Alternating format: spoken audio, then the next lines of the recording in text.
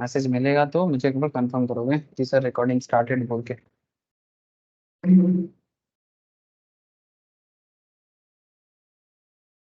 Yes sir, started ना? Yes sir. Okay sir. Okay sir, चलो start करते हैं आज का इनकम टैक्स क्लास। तो इनकम टैक्स में कैपिटल गेन में डिस्कशन हो रहा है।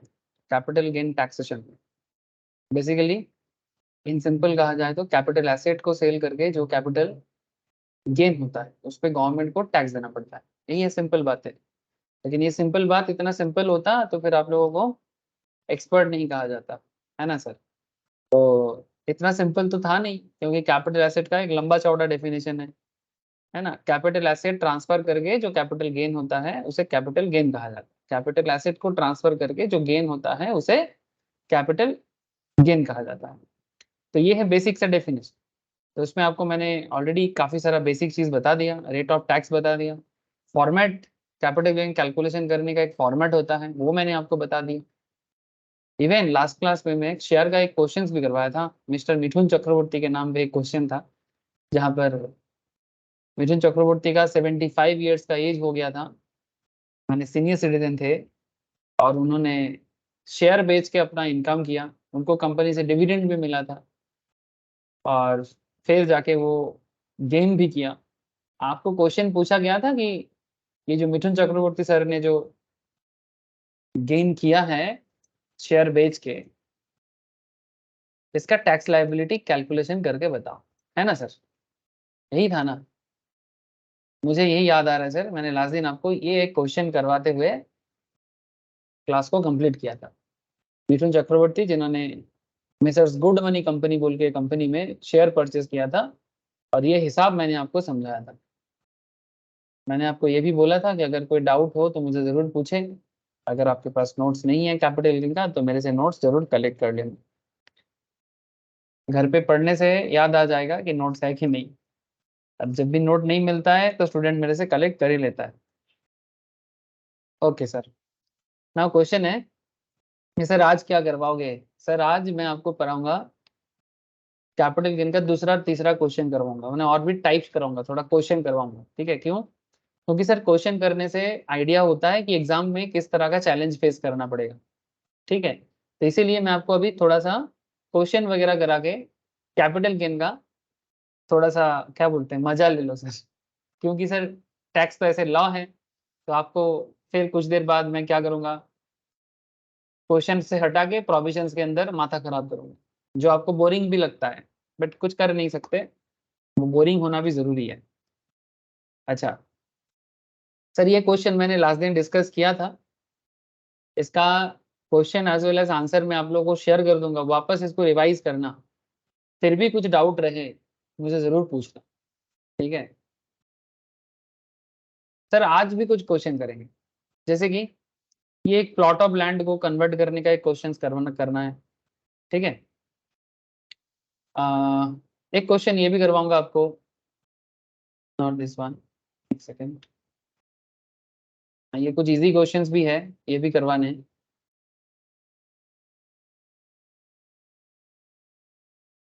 अच्छा, कुछ इलस्ट्रेशंस भी करवाना है और कुछ आपको ब्रॉड क्वेश्चंस भी करवाना है, तो मैं दोनों ही करवाऊंगा आपको। एक बड़ा क्वेश्चन है, हर्षिता के नाम पे एक क्वेश्चन है, मिस्टर हर्षिता, मिसेस हर्षिता, इन्होंने लैंड परचेज किया, तो उसके ऊपर एक क्वेश्चन है। तो चलो ठीक है, ठीक है, पहले से ज्यादा माथा खराब करके कोई फायदा नहीं है, एक एक करके आगे बढ़ते हैं। लेकिन उससे पहले एक बार आपको ये भी याद दिला दूं, ठीक है, थोड़ा रिमेम्बर कर लो कि कैपिटल गेन का इंपॉर्टेंट सेक्शन क्या क्या है, ठीक है?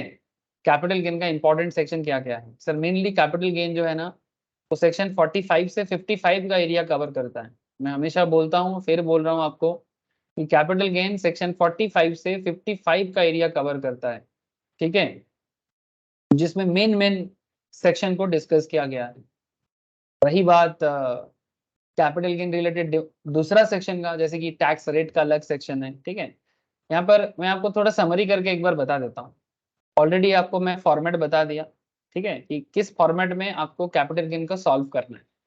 कैपिटल गेन का क्वेश्चन देखते ही फॉर्मेट नॉर्मली कैसे करना चाहिए, अब डिपेंड करता है क्वेश्चन आपको क्या पूछता है उसके ऊपर। लेकिन if you know the complete question. अगर आपको कंप्लीट क्वेश्चन सॉल्व करने का पता हो तो आपको पता है कि आपको फॉर्मेट फॉलो करना है। बाकी अगर छोटा मोटा क्वेश्चन है, कोई स्पेसिफिक सेक्शन रिलेटेड क्वेश्चन है, सो उसके हिसाब से करना पड़ेगा। तो जस्ट एक बार अगर मैं आपको सेक्शन याद दिला दूं कि यहाँ पर मेन मेन क्या क्या सेक्शन है। सेक्शन 45 जो कि कैपिटल गेन के चार्जेबिलिटी के बारे में बात करता है।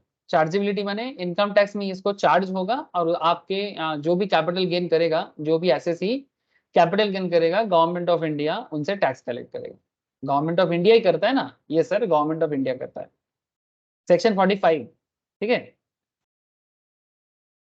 फिर सेक्शन 45 का भी कुछ सब पार्ट है, ठीक है। मैं इस पर भी बात नहीं कर रहा हूँ, बाद में करूंगा आपके साथ। सेक्शन 45 ये मेन बात करता है। सेक्शन 45 के बाद कुछ डेफिनेशंस का एरिया है, जैसे कैपिटल एसेट किसे कहते हैं, जो ऑलरेडी मैंने आपको कॉपी में लंबा चौड़ा लिखा के रखा। मैं ऑलरेडी आप लोगों को लिखाया नोट के हिसाब से। सेक्शन 2 सबसेक्शन 14, ठीक है। सेक्शन 2 सबसेक्शन 42 ए का भी एक एरिया है जो शॉर्ट टर्म कैपिटल एसेट के बारे में बात करता है।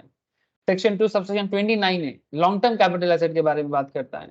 उसके बारे में मैंने आपको बोल के रखा कि शॉर्ट टर्म क्या होता है, लॉन्ग टर्म क्या होता है।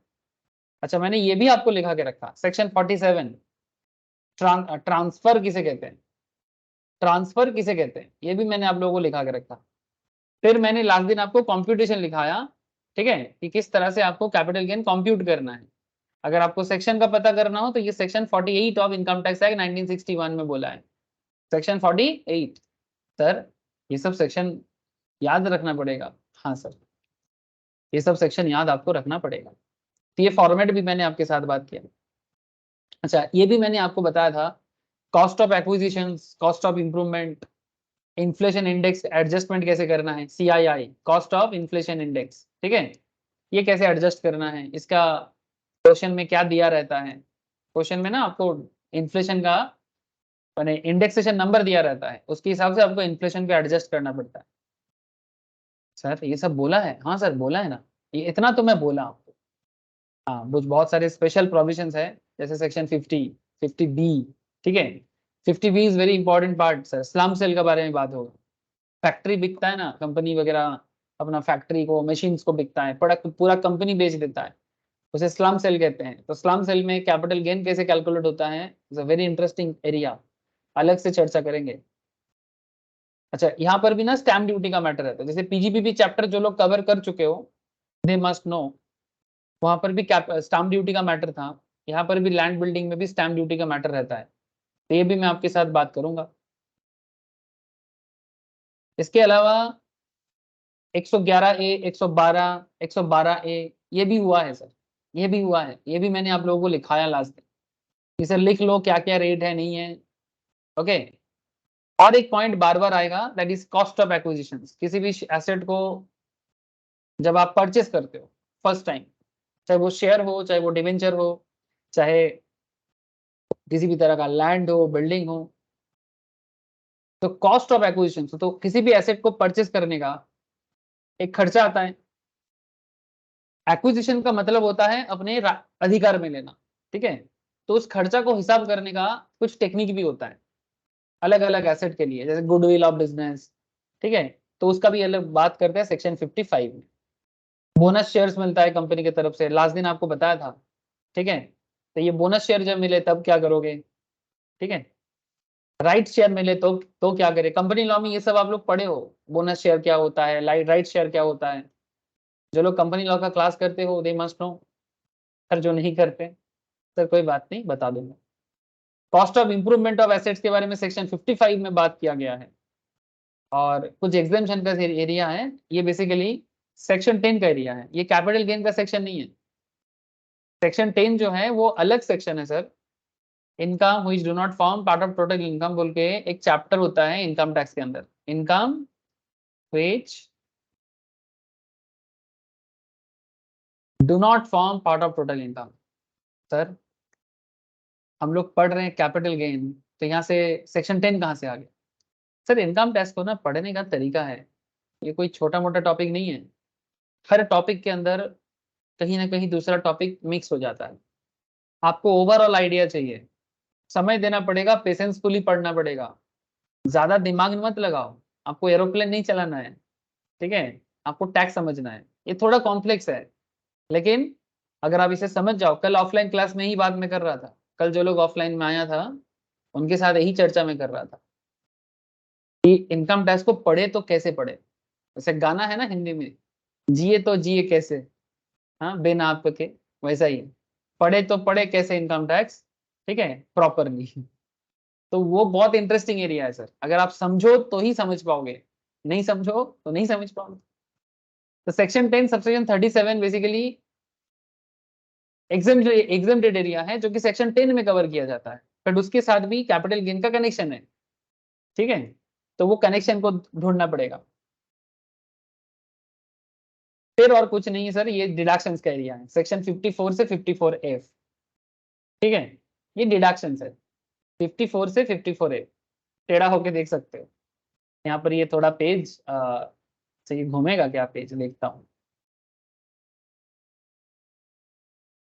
हाँ घूम गया, वाह, अच्छा है सर, पेज घूम गया। ये PDF बहुत अच्छा कर दिया, पहले तो नहीं होता था, आजकल हो रहा है। ये देखो, ये सेक्शन 54 से 54F जो है ना, ये कैपिटल गेन का डिडक्शन वाला सेक्शन है। सर इसमें क्या है, सर पढ़ाऊंगा, थोड़ा वेट कर लो, ऐसे कुछ छोड़ते तो नहीं है, तो फिर आप लोगों को पता है वेट क्यों करने बोलते हैं, एक साथ सब थोड़ी ना बता पाएंगे सर, थोड़ा समय लेके बताएंगे। तो यहाँ पर आप देख सकते हैं कि किस तरह से अलग अलग एसेट अगर आप परचेस करते हो ना, जैसे कैपिटल गेन करते हो, सपोज आपके पास कोई एसेट है, उसको बेचा आपने, गेन कर दिया, आपने कमाई, इनकम कर लिया। अब इनकम कर लिया, बहुत अच्छा है, अपना इनकम एंजॉय करो, है ना। लेकिन गवर्नमेंट टैक्स भी तो लेता है, तो जब जब गवर्नमेंट टैक्स मांगता है तो बड़ा अच्छा लगता है क्या, हेलो, इनकम पे जब सरकार टैक्स लेता है, सच बताना अच्छा लगता है, एनीवन प्लीज टेल मी। जब आप इनकम कर रहे हो और सरकार आपसे टैक्स लेता है, मन से बोलो अच्छा लगता है। हाँ सर, यस और नो। सर आम आम आम इंसान के तरह अगर बात करें तो अच्छा नहीं लगता। हाँ सर दैट्स ट्रू। लेकिन गवर्नमेंट आपको ना कुछ क्या बोलते हैं उसको, कुछ प्रोविजंस दिया, ये प्रोविजंस और कुछ नहीं। आप चाहो तो गवर्नमेंट को टैक्स बिना ना भी दे सकते हो, लेकिन उसके लिए गवर्नमेंट ने कुछ स्पेसिफिक एरिया बोला है कि यहाँ इन्वेस्ट करो, वहां इन्वेस्ट करो तो आपको छूट मिलेगा, ठीक है, कुछ एरिया दे दिया कि यहाँ यहाँ यहाँ इन्वेस्ट करने से कैपिटल गेन को टैक्स से बच जाएगा, आपका कैपिटल गेन टैक्स कम हो जाएगा, या कैपिटल गेन टैक्स होगा ही नहीं। जैसे कुछ एसेट का नाम दिया है, जैसे अगर मानो नेशनल हाईवे अथॉरिटी का, या फिर रेलवे इलेक्ट्रिसिटी कॉर्पोरेशन लिमिटेड का, या फिर किसी गवर्नमेंट नोटिफाइड बॉन्ड का, सेंट्रल गवर्नमेंट का कोई बॉन्ड परचेस करते हो, जो कि अभी इन्वेस्ट करोगे और 5 साल बाद आपको मिलेगा। तो ऐसे चीजों में अगर आप पैसा इन्वेस्ट करते हो ना, तो आपका जितना इन्वेस्ट करोगे वो डिडक्शंस में तब्दील होता है। उसका भी टाइम फ्रेम है कि गेन करने के कितने दिन के अंदर आप इन्वेस्ट कर रहे हो, है ना। मानो आपके पास घर है, आपने और एक घर पे इन्वेस्ट किया, तो उसमें भी गवर्नमेंट आपको कुछ हिसाब देता है। आपने कोई एग्रीकल्चरल लैंड पे इन्वेस्ट कर दिया, तो अगर आप ऐसे जगह में इन्वेस्ट करोगे या पैसा को लगा दोगे जो आपने गेन किया था, गेन करके आपने जो इनकम किया था, तो गवर्नमेंट आपको ना क्या देता है सर, गवर्नमेंट आपको छूट देता है, गवर्नमेंट आपको छूट देता है, तो आप मजा ले सकते हो उसका। तो आप चाहो तो गवर्नमेंट को घर पे एक पैसा जमा नहीं करना है, आप प्रॉपर इन्वेस्टमेंट करके उसका प्लानिंग करके इन्वेस्ट करना है, और फिर आपको अपना टैक्स को बचा लेना है। Yes, sir. You can save your tax. You can plan your tax. You can reduce your tax liability. ये सब मौका देता है, और ये मौका कहाँ बोला है, सेक्शन 54 से 54F के अंदर ये मौका का इस्तेमाल आप कर सकते हो। As a tax consultant, as a tax planner, ये सब काम है सर, बहुत वाइटल काम है, ठीक है। धीरे धीरे आप लोग आगे आगे बन जाओगे प्रोफेशनल्स, है ना, चार्टर्ड बन जाओगे, CMA बन जाओगे, CS बन जाओगे, फिर टैक्स प्लानर बन जाओगे सर।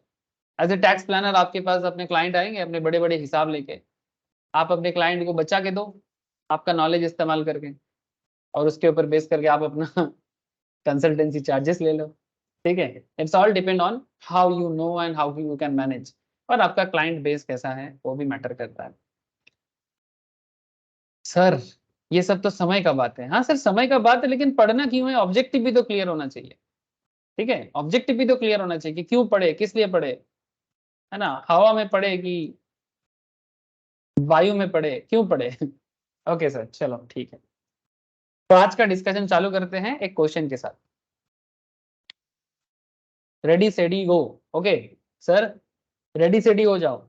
ऐसे रेडी स्टेडी बोलते हैं हम लोग, बचपन में ना समझ नहीं पाते थे, वो बंगाली मीडियम वाले हैं ना सर, लोग बोलता था रेडी स्टेडी, हम लोग सुनते थे रेडी शेडी। ठीक है, तो फिर हम लोग वैसे बोलते हैं रेडी शेडी गो, तो हम लोग भी वही बोल रहे हैं रेडी शेडी गो। तो इंग्लिश जब आपका मदर टंग ना हो तो फिर असुविधा तो होता ही होगा, लेकिन कुछ कर नहीं सकते। सर हर कोई इंग्लिश मीडियम में पढ़ाओ, चलो पढ़ते हैं, एक काम करते हैं इंग्लैंड चले जाते हैं सब लोग, वहीं से पढ़ के आते हैं। एक क्वेश्चन आपके सामने है स्क्रीन में, दिख रहा है सबको? हेलो, प्लीज टेल मी, थोड़ा कम्युनिकेट करिएगा सर। Yes. सर कौन है ये? आरव, नाम बड़ा अच्छा है। Aarav converts his plot of land purchased in July 2004 for rupees 80,000 into stock in trade। अरे वाह सर, क्या कर दिया, क्या कर दिया सर। इसने जमीन खरीदा था सर 2004 को 80,000 टका में। अरे वाह, लेकिन उस जमीन को स्टॉक इन ट्रेड में कन्वर्ट कर दिया। अच्छा, कोई अगर अपना जमीन को स्टॉक इन ट्रेड में कन्वर्ट कर रहा है, कोई मुझे बता सकते हो आरव करता क्या है?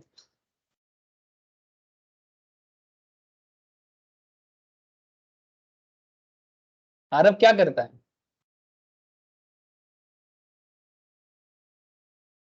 Any idea? बोलो सर। आरव ने अपना जमीन को स्टॉक इन ट्रेड में कन्वर्ट कर दिया। मैं आपको सवाल कर रहा हूं, क्वेश्चन है मेरा, आरब का प्रोफेशन क्या है, किस चीज का बिजनेस या प्रोफेशन करता है?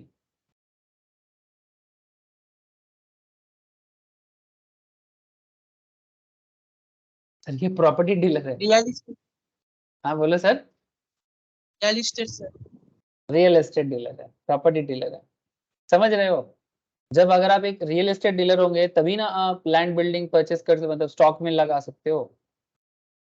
तो अरब का ये बिजनेस है, ठीक है, तभी ना वो अपना जमीन जो उसने नॉर्मल में खरीदा था, शायद अपने लिए खरीदा था पर्सनल पर्पस का, लेकिन 2022 में उसने क्या किया, उसने अपना ही जमीन को बिजनेस के पार्ट बना दिया।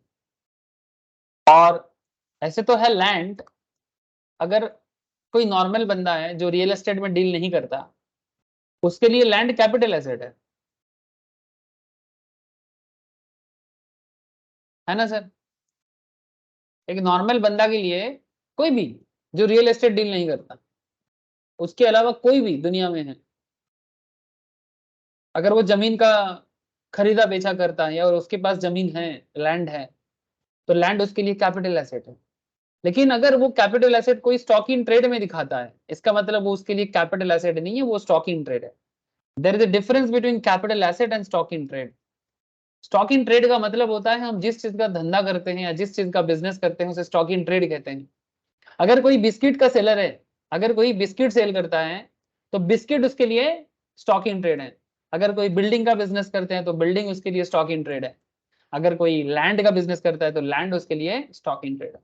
अगर कोई गोल्ड का बिजनेस करता है तो गोल्ड उसके लिए स्टॉक इन ट्रेड है, जैसे कि पीसी चंद्र ज्वेलर्स, एमपी ज्वेलर्स, सेमको गोल्ड।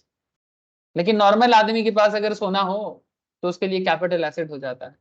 तो किसको कैपिटल एसेट कहते हैं, किसको स्टॉक इन ट्रेड कहते हैं, इसका प्रॉपर क्लैरिटी बहुत जरूरी है सर। ओके, ये ऑलरेडी मैंने गप्पे मारते मारते बहुत बात आपको कर देता हूं, डिपेंड करता है कि आप सुनते हो कि सुन के भूल जाते हो। ठीक है, ओके देखो, अब ये जो जमीन है, इस जमीन को स्टॉक इन ट्रेड में कन्वर्ट कर दिया किसने? आरब ने। वीवीआईपी क्वेश्चन है सर। फेयर मार्केट वैल्यू जमीन का 2022 में 3 लाख। फेयर मार्केट वैल्यू माने मार्केट में एक फेयर रेट चलता है ना हर चीज का।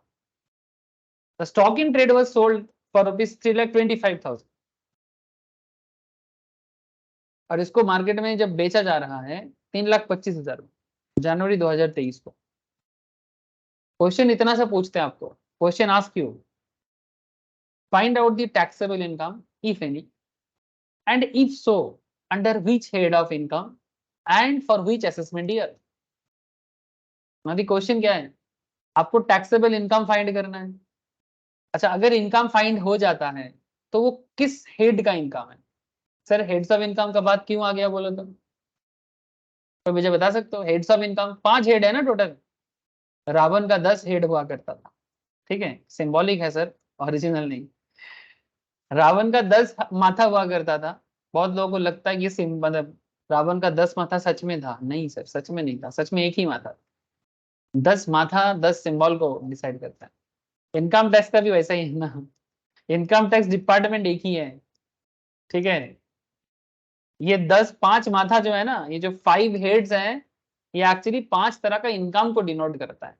लेकिन टैक्स तो आपको एक ही जगह में देना है, टैक्स तो आपको एक ही जगह में देना है। अलग अलग माथा के लिए अलग अलग डिपार्टमेंट नहीं है, एक ही डिपार्टमेंट।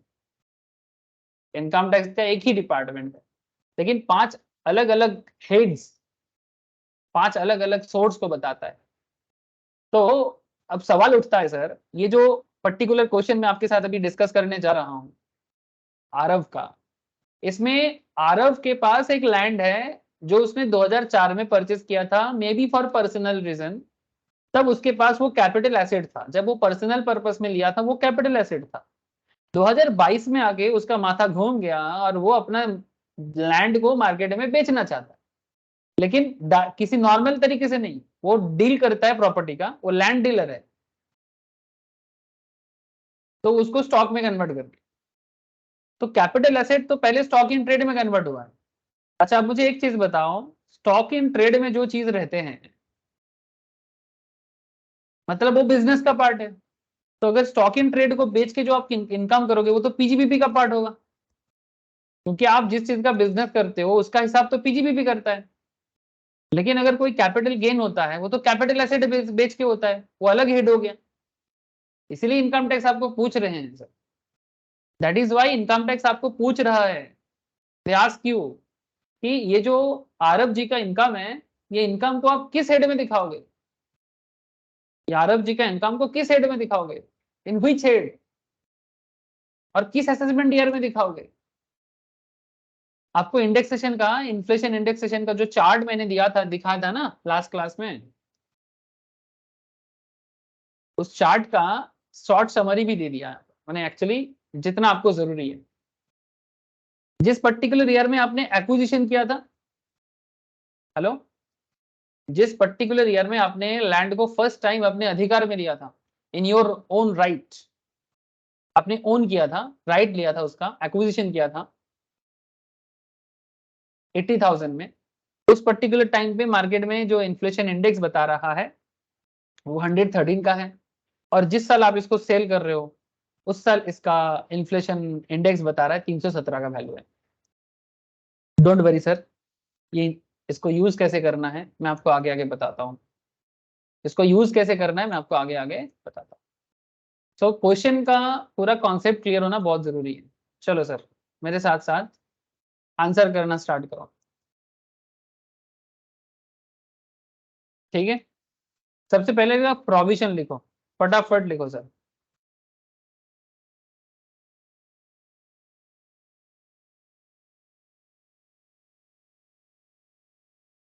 ठीक है,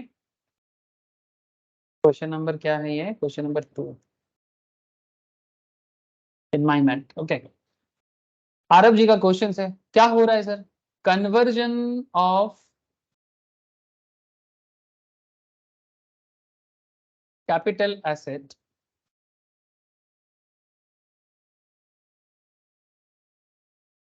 into stock in trade. Picture clear होना चाहिए सर, जो कहानी आपके सामने रखा गया है उसका कॉन्सेप्ट क्लियर होना चाहिए कि आप क्या कर रहे हो, क्या क्वेश्चन ने बोला है। So conversion of capital asset into stock in trade is a transfer okay, obviously ये ट्रांसफर है, ये भी मैंने आपको ट्रांसफर में सेक्शन 2 सबसेक्शन 47 में लिखाया था। तो conversion of A capital asset into stock in trade is a transfer with in the meaning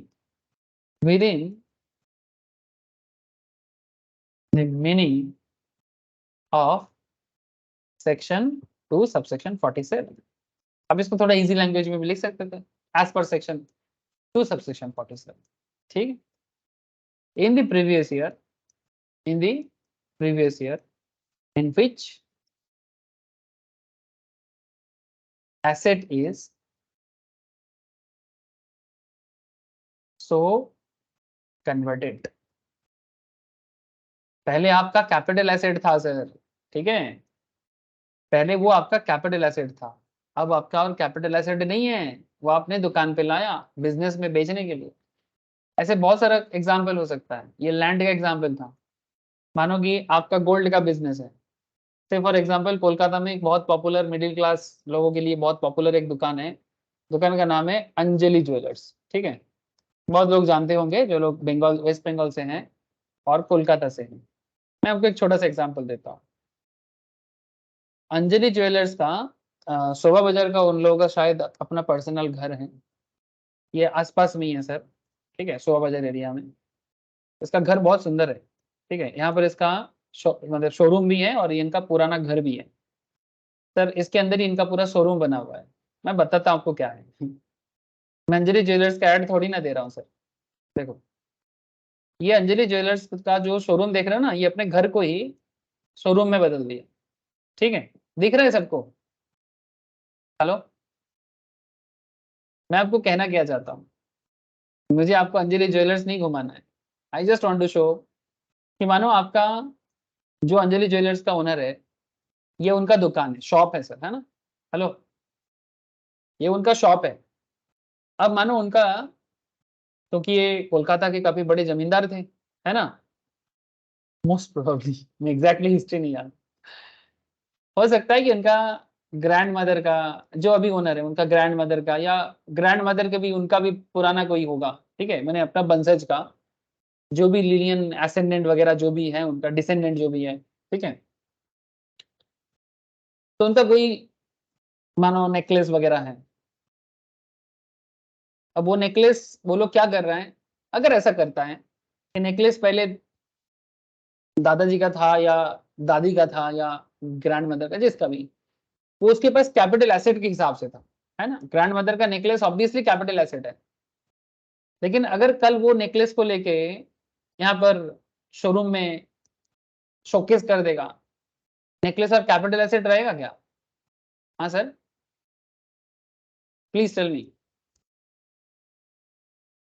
grand mother का नेकलेस अगर कैपिटल एसेट जितना दिन उनके घर पे था कैपिटल एसेट था, कल अगर ये दुकान में शॉप में आ जाएगा, अकाउंट्स में मेंटेन हो जाएगा स्टॉक में, तो क्या उसको क्या बोलेंगे, वो कन्वर्ट हो जाएगा ना? हेलो, प्लीज बताओ। अरे हाँ या ना? आप लोग इतना चुप चुप ना रहो सर, चुप रहना मुझे बहुत चिंता कर देता है। प्लीज टेल मी।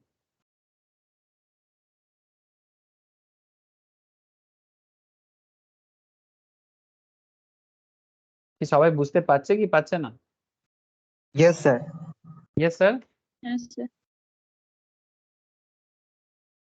তো তো ঠাকুমার সোনা আর ঠাকুমার সোনা নেই, ওটা দোকানের এখন স্টক হয়ে গেছে। कुछ ऐसा ही चीज मैं आपको बता रहा हूँ।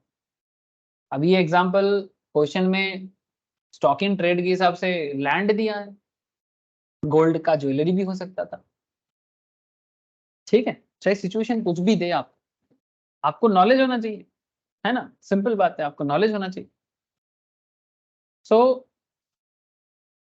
लिखो यहाँ पर, in which asset is so converted. However, the capital gains will be charged. Okay, capital gains will be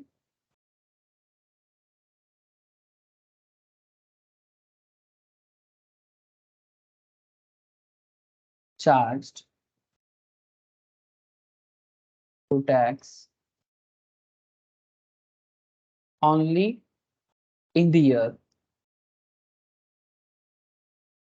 in which the stock in trade is sold. Stock in trade is sold. Very important point. VVIP बात, आप capital asset को capital stock in trade में convert कर दो, कोई issue नहीं है, कर सकते हो।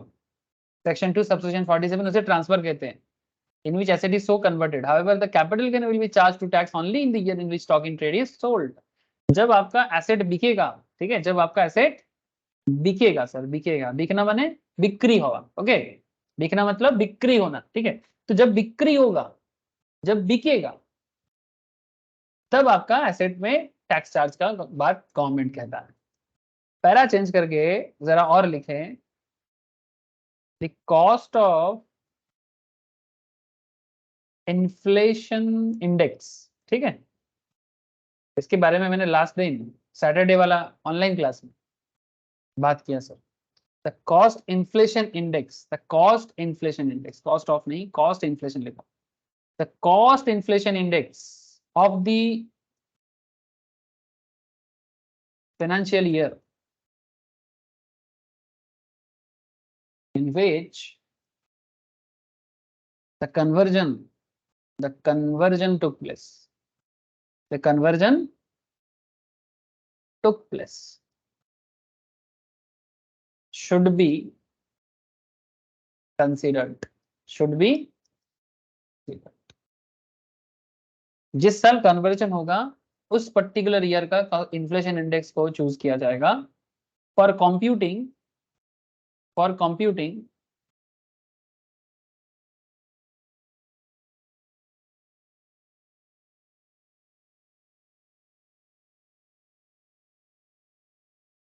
Index cost of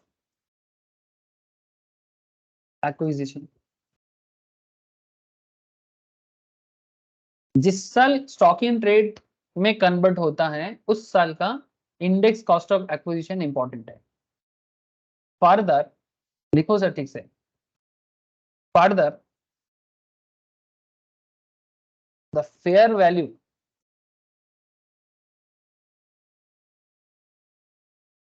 fair market value, fair value माने द फेयर मार्केट वैल्यू, ठीक है, सिर्फ फेयर वैल्यू नहीं, इसको फेयर मार्केट वैल्यू बोलते हैं, एफएमवी। ये कॉन्सेप्ट अकाउंट्स में भी बहुत बार चर्चा होता है, फेयर मार्केट वैल्यू रिलेटेड बातें एसेट का, फेयर मार्केट वैल्यू, प्यार से इसको बोलते हैं FMV, the fair market value on the date of conversion, on the date of conversion would be deemed to be, माने मान लिया जाएगा, deemed to be the full value consideration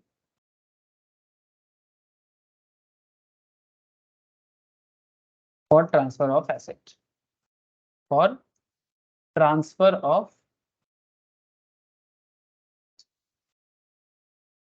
as per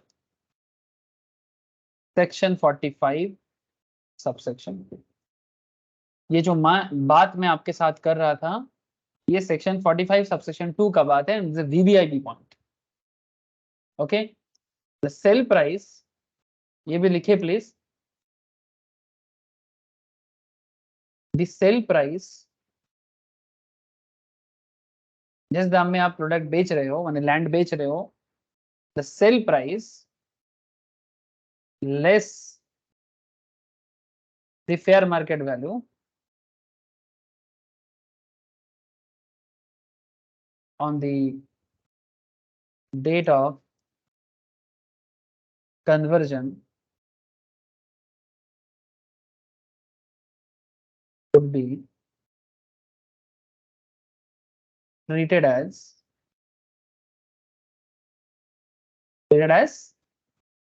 business income, इसे business income मानेंगे, is the business income of the year. किन साल का business year? Business income of the year in which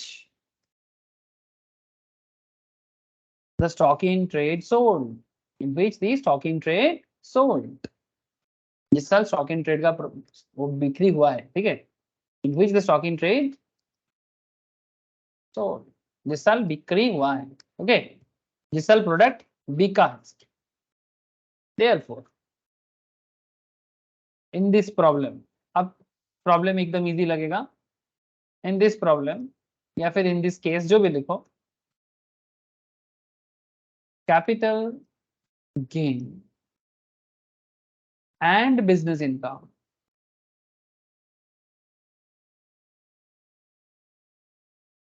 would be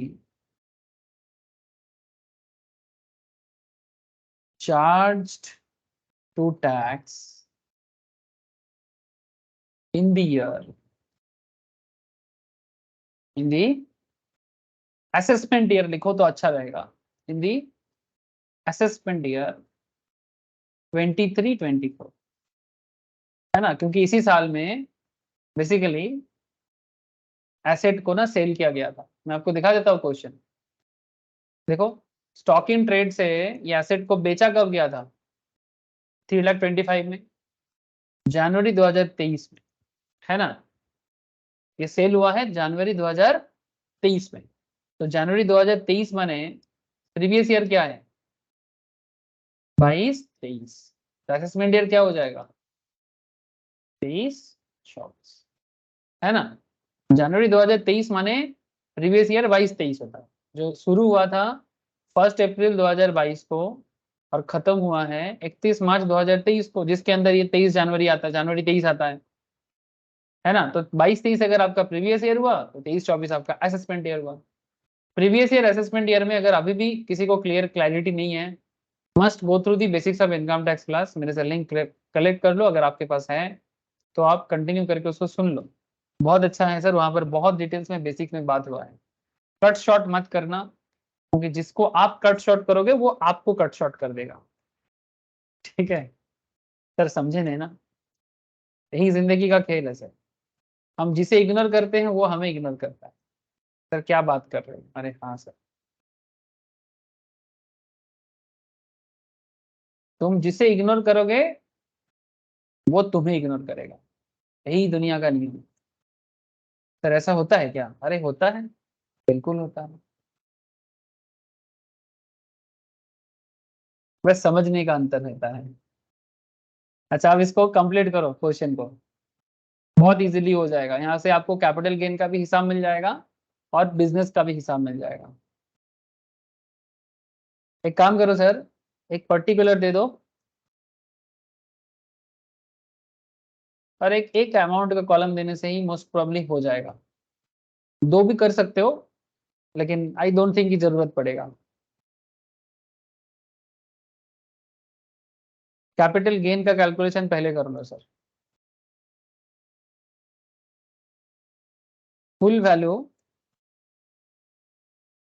consideration कितना होगा? कोई मुझे बताए सर, फुल वैल्यू कंसिडरेशन कितना होगा? क्वेश्चन फिर से पढ़ो और मुझे बताओ कि फुल वैल्यू कंसिडरेशन क्या माना जाएगा, माने आपका कैपिटल गेन में कौन सा वैल्यू को लिया जाएगा कि भाई ये आपका कैपिटल गेन का कंसिडरेशन है जो आपको एसेट बेच के मिला है। माने एक्चुअली सवाल ये उठता है कि 3 लाख लिया जाए कि 3,25,000 लिया जाए, प्लीज टेल मी कौन सा लेना चाहिए। आपने लैंड को बेचा, सेल किया 3,25,000 में, पर जिसका फेयर मार्केट वैल्यू है 3 लाख, तो which one should you choose, 3 lakh और 3,25,000? कोई मुझे आंसर करोगे सर? आप लोग चुप क्यों साधते हो? चुप चुप बैठे हो, जरूर कोई बातें हैं, पहली मुलाकात है क्या? हाँ सर बोलो, फुल वैल्यू कंसिडरेशन क्या होगा? सर 3 लाख होगा सर, वेरी गुड, क्यों? क्योंकि अभी तो लिखे, अभी अभी अभी आपने लिखा कॉपी में। तो सेक्शन 45 सबसेक्शन 2 के अंदर ये बात किया गया है, ठीक है, कि फुल वैल्यू कंसिडरेशन माने फेयर मार्केट वैल्यू को लिया जाता है सर, यहाँ पर यही बात बोला था। The date of conversion would be deemed to be the full value consideration. Fair market value on the date of conversion would be the deemed to be the full value consideration for transfer of asset as per section 45 subsection 2. Thank you, sir.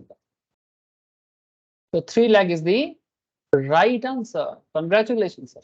आपने full value consideration समझ गए, आगे बढ़े और जवाब आगे दे। Please जवाब देने का ट्राई करो सर, चुप चुप मत बैठो, चुप चुप बैठे हो जरूर कोई बात है, पहली मुलाकात है भाई, पहली मुलाकात। आगे बोलो सर।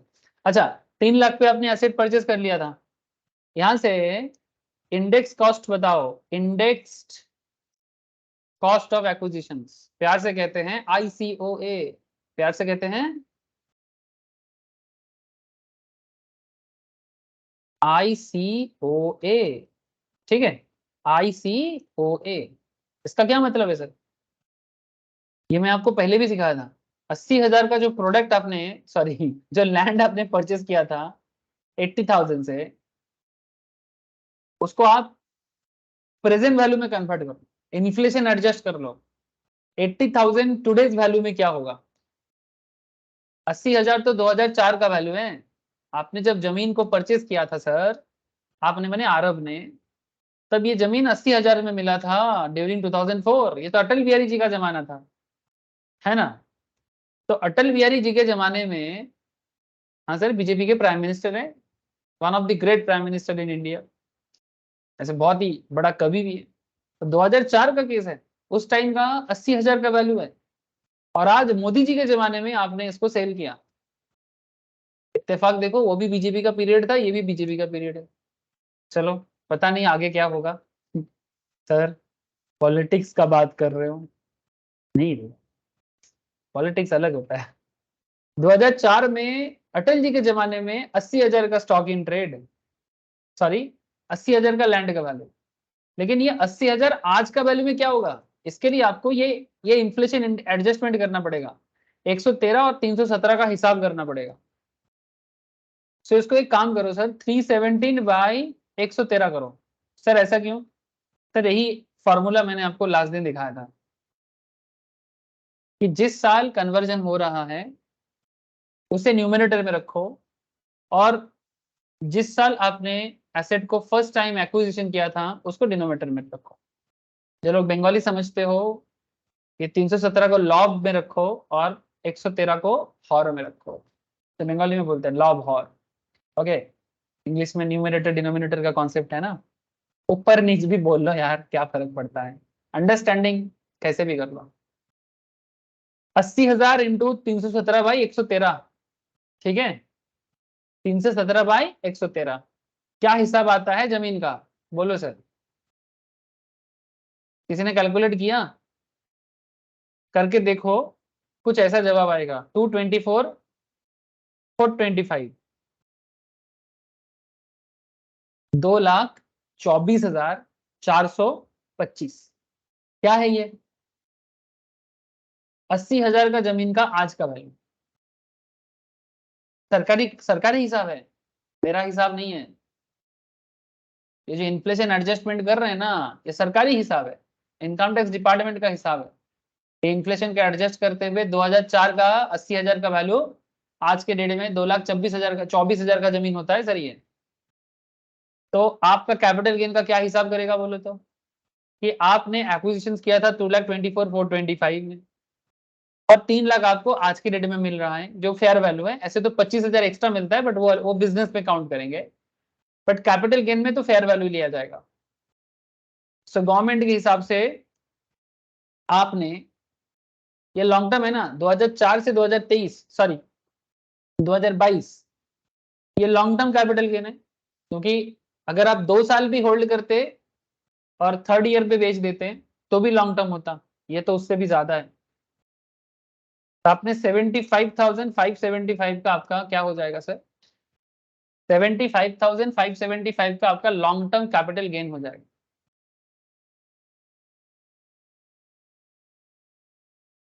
यस, अगर यहां तक बात क्लियर है तो प्लीज मुझे एक बार कंफर्म कर दो।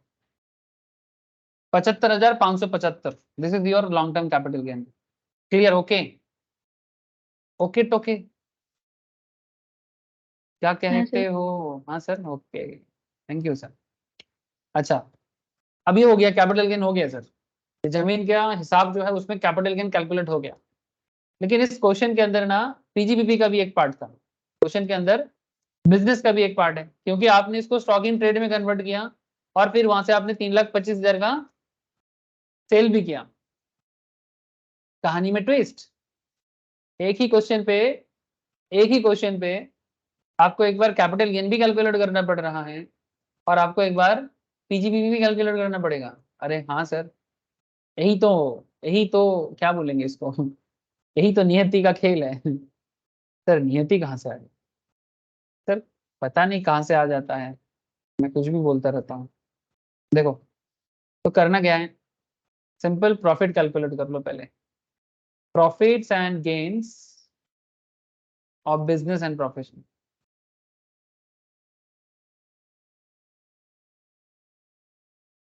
ठीक है, तो सर आपने सेल कितने का किया? आपने सेल कितने का किया sir?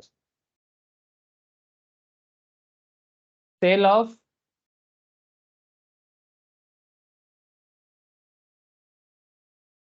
Cell price of stock in trade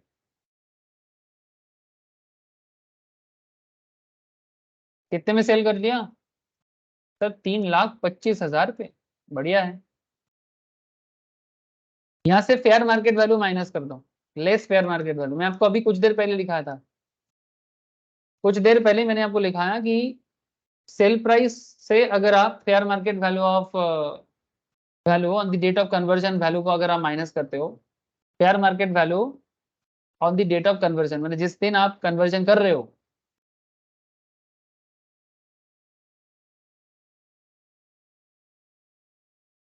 conversion date के दिन से सेल प्राइस के बीच में जो डिफरेंस होता है वो बिजनेस इनकम होता है। तो फेयर मार्केट वैल्यू 3 लाख का है और सेल प्राइस 3,25,000 का है, तो ये 25,000 आपका बिजनेस इनकम हुआ सर। ये 25,000 आपका बिजनेस इनकम हुआ, इनकम फ्रॉम बिजनेस।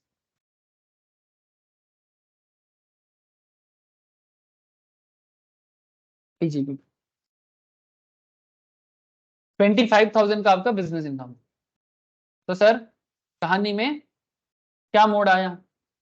वही मैं निकला गाड़ी लेके, क्या मोड़ आया सर? कैपिटल गेन भी कमा लिया और बिजनेस इनकम भी कमा लिया। बढ़िया है, तो कुल मिला के कैपिटल गेन इनकम भी है आपका।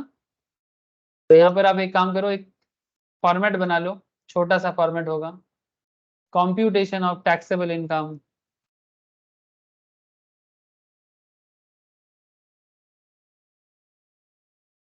Of mister Aarav for assessment year 23-24। इसका मतलब ये भी होता है कि प्रीवियस ईयर 22-23, एक ही बात है सर। जब भी आप असेसमेंट ईयर 23-24 लिखो तो प्रीवियस ईयर ऑटोमेटिकली 22-23 होता है। तो ये आरब के साथ क्या हो रहा है कि आरब ने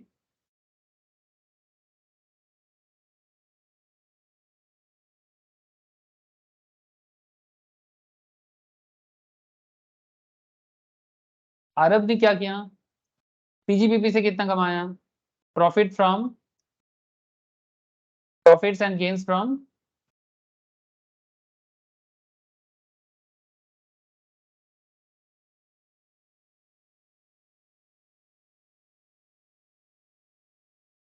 पीजीबीपी 25,000 का यहां से इनकम कर लिया। ओके, और लॉन्ग टर्म में कैपिटल गेन कर लिया 75,575। बस दोनों को टोटल करो तो टैक्सेबल इनकम हो जाएगा।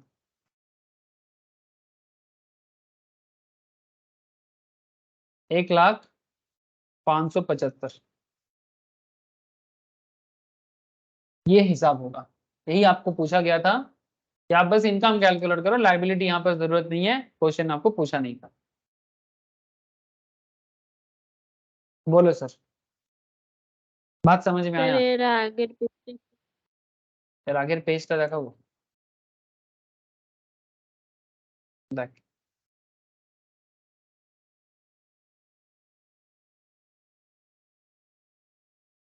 এটা না এর আগেরটা। এর আগেরটা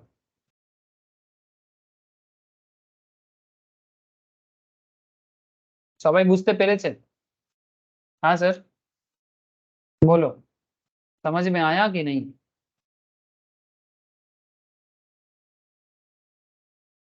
section 45 subsection 2 stock in trade को अगर आप पीजीपीवी में कन्वर्ट करते हो तो क्या होगा? पूछा कैसे? नील, अंश, सभी को, राहुल, शालिनी, बोलो सर, बात क्लियर हुआ कि नहीं? हाँ বল, হয়েছে? হ্যাঁ লিখেছিস? হ্যাঁ ওকে ওকে, আমার নেট চলে গেছিল। আচ্ছা ঠিক আছে। যদি কোনো জায়গায় এরকম মিস হয়ে যায় না, পরে যখন ক্লাসটা আপলোড করে দেবো, ঠিক আছে, তখনও একবার দেখে নিতে পারবি, কিন্তু এই জায়গাটা মিস হয়ে গেছিল। মানে অনেকেরই হয় এরকম নেটের প্রবলেম। ঠিক আছে, ओके सर। तो ये क्वेश्चन हम लोगों ने अभी कर लिया। तो आप लोगों को ना कैपिटल गेन का आइडिया भी लग रहा है कि कैपिटल गेन के, जैसे लास्ट दिन शेयर मार्केट रिलेटेड एक क्वेश्चन था, यानी शेयर बेच के, वो भी तो एसेट है ना, तो वो भी, उसका भी कैपिटल गेन आपने किया। आज आपने लैंड बेच के आपको कैपिटल गेन का आइडिया लग गया। आज एक और चीज हुआ, आज एक और चीज हुआ कि आपको ये भी पता लगा कि जब इंडेक्स कॉस्ट को कैसे यूज करना है ना, ये भी आपको समझ में आ गया। सर एक बात का ध्यान रखें, जब जैसे यहाँ पर क्या किए हैं, 80,000 इंटू 317 बाई 113 किए ना, यही होता है। मैंने 317 क्या है, ये फाइनेंशियल ईयर 21-22 का हिसाब इंडेक्स है। तो जिस साल कन्वर्जन होता है उसे न्यूमरेटर में रखा जाता है, और जो आपका स्टार्टिंग एक्विजिशन टाइम में, जब आपने एसेट को फर्स्ट टाइम अपने अधिकार में लिया था, एक्विजिशन किया था, वो नीचे होता है। जैसे कि 4-5 का वैल्यू डिनोमिनेटर में होता है, ठीक है, 4-5 का वैल्यू डिनोमिनेटर में होता है, 21-22 का डेटा ऊपर और 2004-5 का डेटा नीचे, ठीक है, यही होता है। इसका चेंज मत कर देना, तो हिसाब गड़बड़ा जाएगा, हिसाब गड़बड़ा जाएगा। मैं आपको एक ट्रिक्स बताता हूँ याद रखने का।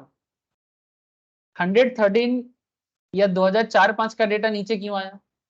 क्योंकि कोई भी एसेट का वैल्यू जिसके बेसिस में डिपेंडिंग वैल्यू जो है, कि आज 21-22 में जो वैल्यू है आपको ये फाइंड आउट करना है, तो ये आउटकम है आपका, है ना। और किसके किसके कारण ये चेंज हो रहा है, ठीक है, तो जो जो बेस है उसे नीचे रखा जाता है, बेस नीचे, आउटकम ऊपर।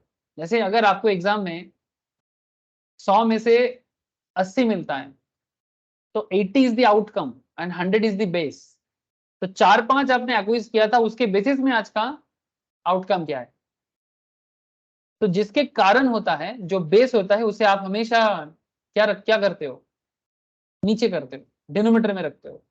और जो आउटकम आता है उसे आप हमेशा आउटकम को न्यूमरेटर में रखते हो,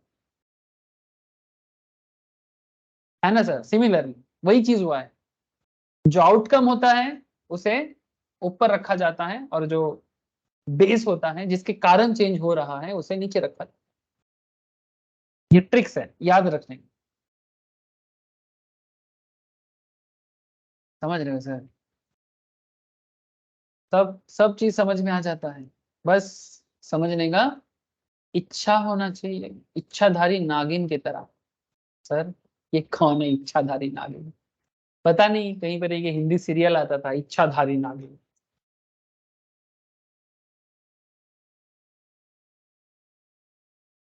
ओके सर, और एक क्वेश्चन करें। आपको आज क्वेश्चन में क्वेश्चन ही क्वेश्चन करेंगे आज, सिर्फ क्वेश्चन। कुछ काम धंधा है नहीं, क्वेश्चन करते करते थक जाएंगे और आपको भी थका देंगे। ओके, रेडी शेडी गो। चलो करो सर, क्वेश्चन मेरे साथ पहले रीड करो। अगर आप रीडिंग ठीक से कर पाओगे, रीडिंग माने अंडरस्टैंडिंग के साथ, अगर रीडिंग ठीक से होगा तभी जाके आप उसका जवाब भी ठीक ठाक दे पाओगे। इसलिए कंसंट्रेशन के साथ रीड करना बहुत जरूरी है। मिसेस हर्षिता, सर कौन है? पता नहीं सर, कोई सिटीजन होगा इंडिया का, रेसिडेंट होगा। Mrs Harshita purchase land at A cost of 35 lakhs, 35 lakh में एक जमीन खरीदा। समझिए रखना सर, 35 लाख कब लिया? 4-5, और उस जमीन को अपने पास होल्ड करके रखा है एज हर कैपिटल एसेट टिल 20 मार्च 2022 तक, माने 21-22 तक, अप टू 21-22 तक वो जमीन उसका ही है। क्या बात है सर, है ना? गजब का बात है। 4-5 में जमीन लिया 35 लाख में, और 20 मार्च यानी 20 मार्च 2022 तक, 2022 तक जमीन को अपने पास रखा, कैपिटल एसेट है। ठीक है, अब खेल में बदलाव। She started a real estate business on 21 March 2022। उसने अपना बिजनेस स्टार्ट किया 21 मार्च 2022 को। क्या क्या business? Real estate business. And converted the said land into stock in trade. Sir पहले वाला किसकी तरह? हाँ सर, कुछ उस तरह का ही हो रहा है। 21 मार्च 2022 को उन्होंने जो जमीन इतना दिन होल्ड करके रखा था, उसने उसको क्या किया सर? स्टॉक इन ट्रेड में कन्वर्ट कर दिया for her business on the said date 21 March 2022 को। जिस टाइम पे जमीन का फेयर मार्केट वैल्यू चल रहा है 210 लाख, माने 2 करोड़ 10 लाख।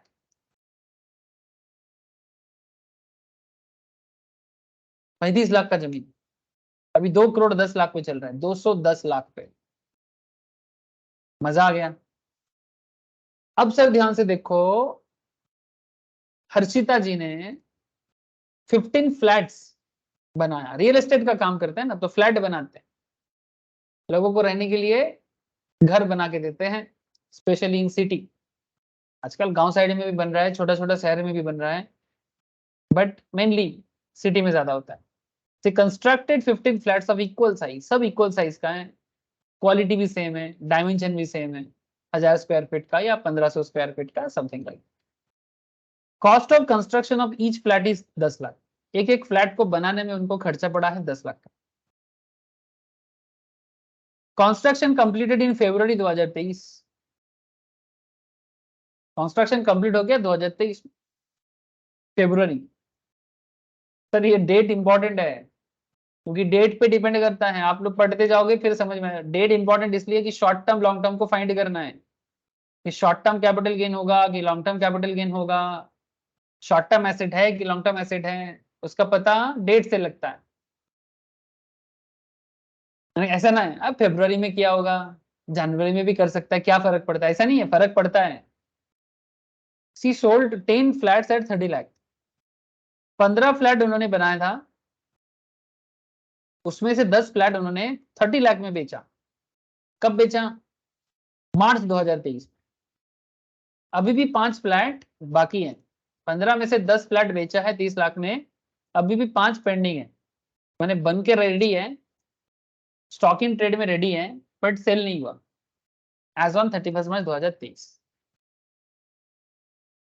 सी इन्वेस्टेड 50 lakhs इन बॉन्ड्स। उन्होंने बॉन्ड में इन्वेस्टमेंट किया, वो भी किसका बॉन्ड? बॉन्ड माने जेम्स बॉन्ड क्या? अरे नहीं, ये गवर्नमेंट ऑफ इंडिया का बॉन्ड है, जिसमें गवर्नमेंट कंपनी का बॉन्ड है। NHAI, national highway authority of India. आप लोग लॉन्ग ड्राइव पे नहीं चलते सर? लॉन्ग ड्राइव पे चल, हाई रोड पकड़ के, और वही हाई रोड बनाता है, पूरा देश भर में हाई रोड बनाता है। ठीक है, national highway authority of India ये बॉन्ड इशू करता है। अब ये मत पूछो कि बॉन्ड क्या होता है, इसके ऊपर मैंने स्पेशली कंपनी लॉ के क्लास में बात किया है, कोई जानना चाहे तो जरूर वो क्लास लेके देख सकता है, वापस देख सकता है। मैंने डिटेल्स में बॉन्ड, डिबेंचर और स्टॉक में डिफरेंस किया था, स्पेशली बॉन्ड एंड डिबेंचर में। तो प्लीज वो क्लास जरूर देखना, मेरे से लिंक ले लेना अगर सच में जानना है तो। नहीं जाने तो क्या फर्क पड़ता है।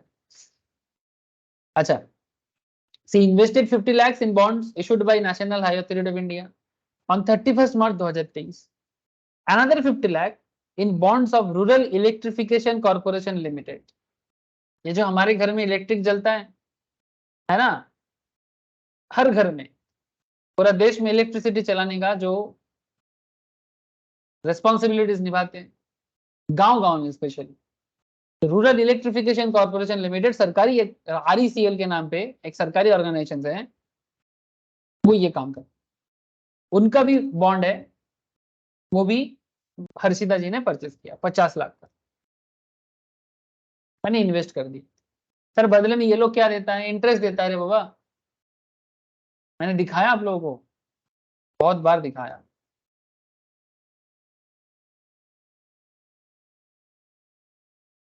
You can visit NSE bond site, national stock exchange के बॉन्ड साइट में ट्रेड होता है मार्केट में, ठीक है। यहाँ पर जाओ, यहाँ जाके देखो बॉन्ड ऑलरेडी सिलेक्टेड है, ठीक है। तो मुझे ना ज्यादा कुछ नहीं करना है, NHAI का बॉन्ड आपको दिखा देता हूँ। ये देखो 1000 टका फेस वैल्यू है, करंट रेट 1189 चल रहा है। 5 फरवरी 2029 को ये बॉन्ड आपको मैच्योर करेगा, ठीक है। आपको ऑलमोस्ट 8 से 9% के आसपास का इंटरेस्ट आपको मिलेगा, प्लस अगर इल टू मैच्योरिटी कुछ है तो, जैसे कि ये जो प्राइस बढ़ रहा है ना, मार्केट में ट्रेड होता है, तो ये भी आपको कैपिटल गेन हो जाएगा।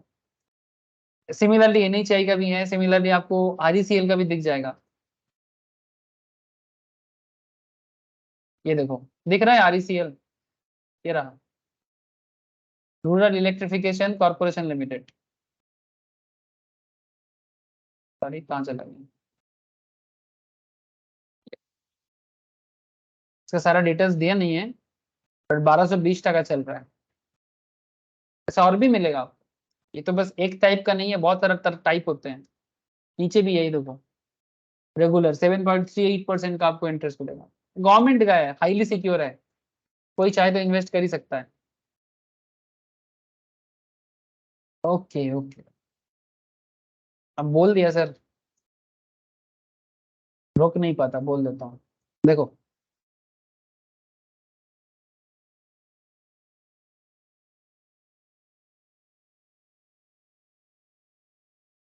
क्वेश्चन किधर चला गया, मिल गया सर। तो ये जो हर्षिता जी हैं, इन्होंने क्या किया, नेशनल हाईवे के बॉन्ड पे, रूरल इलेक्ट्रिफिकेशन कॉर्पोरेशन के बॉन्ड पे क्या कर दिया, इन्वेस्ट कर दिया 50 लाख करके। सवाल क्या है, सवाल ये है, compute the amount of chargeable capital gain and business income in the hands of Mrs Harshita arising from the above transactions for assessment year 23-24, including indicating clearly the reasons for treatment for each item. Inflation index भी आपके सामने given है, 4-5 का data भी है 113, और 21-22 का data भी है 317। यस सर, क्वेश्चन क्लियर है, बोलो प्लीज। क्वेश्चन क्लियर है सर सभी को, क्वेश्चन क्लियर होगा तो आंसर भी क्लियर हो जाएगा। मुश्किल यही है कि अगर क्वेश्चन क्लैरिटी नहीं देता है ना, तो आंसर भी क्लैरिटी नहीं दे। बोलो सर, कैसे इसको सॉल्व करें, करे तो करे कैसे सॉल्व आपको, ठीक है। किसको सॉल्व करना है, मिसेस हर्षिता जी के क्वेश्चंस को सॉल्व करना है, ठीक है।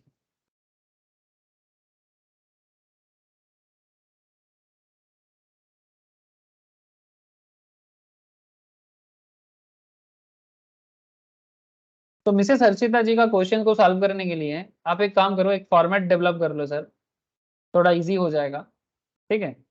एक फॉर्मेट डेवलप कर लो, फॉर्मेट और कुछ नहीं है, जस्ट एक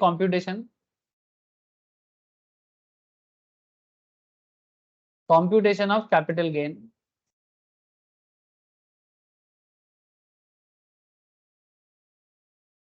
and business income of Harshita for assessment year 23-24 relevant previous year 22-23। इतना आपको लिखना पड़ता है हर क्वेश्चन को सॉल्व करने से पहले, ठीक है, क्योंकि किस साल का हिसाब कर रहे हो, किस असेसमेंट ईयर का हिसाब कर रहे हो, ये इनकम टैक्स डिपार्टमेंट को पता होना चाहिए और एग्जामिनर भी यही चीज देखना भी चाहता है। लगा दो एक पर्टिकुलर और लगा दो एक अमाउंट का कॉलम, बन जाएगा हिसाब। इतना आसान है सर? अरे सब आसान है, जानो तो सब आसान, ना जानो तो सब कठिन। दुनिया का हर एक चीज तब तक कठिन लगता है जब तक आप उसको जान नहीं पाते। जान जाएंगे तो वो भी आसान हो जाएगा। जैसे चांद पे जाना कितना कठिन लग रहा है, लेकिन अब भारत जान गया तभी इजी हो गया। सिमिलर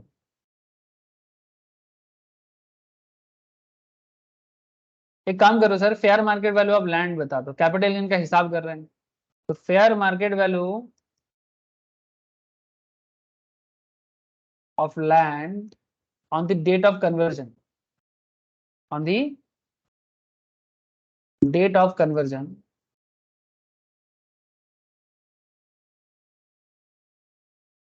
डीम्ड एज, क्या मानेंगे इसको, फुल वैल्यू कंसिडरेशन मान लेंगे। ये जो जमीन आप लोग देख रहे थे, ये जमीन का डिम्ड माने कन्वर्जन, माने जिस दिन ये कन्वर्जन हो रहा है, ठीक है, स्टॉक इन ट्रेड में कन्वर्ट हो रहा है, उस दिन इसका वैल्यू क्या है, 210 लाख। तो यही हो जाएगा कैपिटल गेन का फुल वैल्यू कंसिडरेशन। तो fair market value of land on the date of conversion deemed to be the deemed to be full value consideration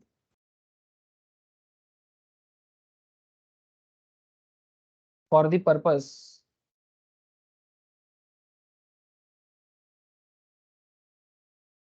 of section 45 subsection 2। कितना है सर वैल्यू? सर मुझे जितना हिसाब दिख रहा है आप लोगों को भी दिख रहा होगा। जिस दिन ट्रांसफर किया उस दिन जमीन का वैल्यू हो गया 210 लाख का। जमीन को जो फर्स्ट टाइम 2004-5 में लिया था तब उसका दाम था 35 लाख का। इसके लिए कुछ नहीं करना है, सिंपल सा इंडेक्सेशन कर देना है, काम हो जाएगा, है ना सर। इंडेक्सेशन क्यों करते हैं? प्रेजेंट वैल्यू में कन्वर्ट करने के लिए। आपने 10 साल 20 साल पहले जो लिया था वो तब के हिसाब से था, तो 10 साल पहले 35 लाख और आज का हिसाब मैच करना चाहिए ना, इसीलिए। नहीं तो गड़बड़ा जाएगा सर।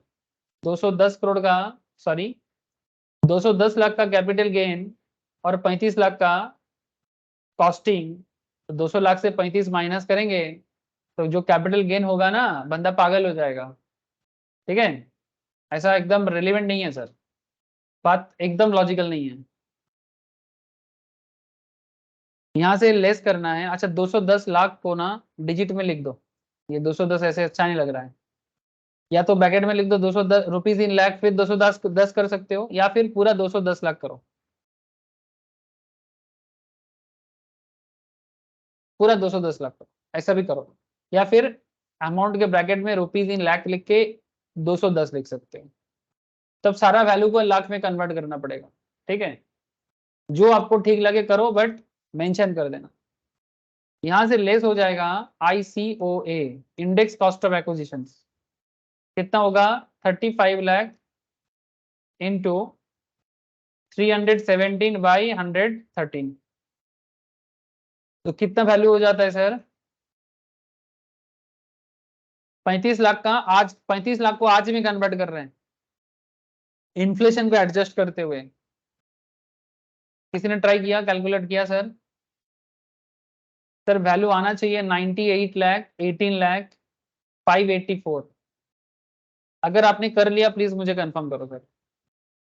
এটা এসছে সবার 98,18,584 এসছে? अरे चुप ना रहो, कुछ तो Yes, कहो। sir. Thank you sir. अच्छा ये लेस होगा ना, 210 लाख से इसको लेस कर दो। क्यों? क्योंकि ये आपका कॉस्टिंग है और ये 35 लाख को आज में कन्वर्ट किया आपने। सर ये बात अगर किसी के खोपड़ी में नहीं जा रहा है, मैं उनको एक बात कहूंगा, मानो किसी के साथ आपका कोई डील हुआ था 2010 साल में, प्लीज मेरा बात को सुनना, किसी के साथ आपका कोई डील हुआ था 2010 साल में, तब उस बंदे से आपको मानो 10 लाख मिलने वाला था, 2010 में 10 लाख, लेकिन बंदा ने आपको 10 लाख दिया नहीं था तब, लेकिन आज आके वो आपको 10 लाख देना चाहता है। माई क्वेश्चन इज दैट, एक अलग क्वेश्चन कर रहा हूं, मत लिखो सर, जस्ट ऐसे ही पूछ रहा हूं, 2010 साल में किसी से आपको 10 लाख मिलने वाला था, वो आपको 2010 में पेमेंट नहीं किया और 2023 में आके बोल रहा है कि मैं आपको 10 लाख दे रहा हूं, क्या इसका वैल्यू सेम होगा सर?